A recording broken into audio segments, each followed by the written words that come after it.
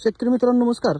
आपला हा जो प्लॉट पाहताय हा 13,007 या जातीचा प्लॉट आहे आणि आज बरोबर 11 तारीख, जवळपास 60 दिवस झालेत आणि आज आपण जेठा मोडायचं काम करतोय।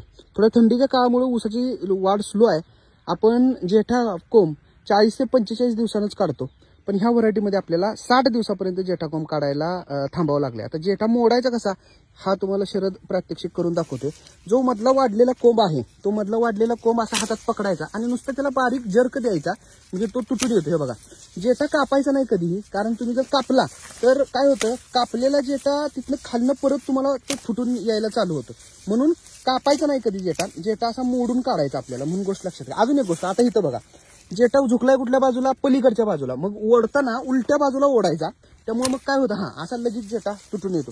हे काम तुम्ही सकाळच्या वेळेला करा। सकाळच्या वेळेला जर केलं तर चांगल्या पद्धतीने जेठा तुम्हाला मोडून येतो।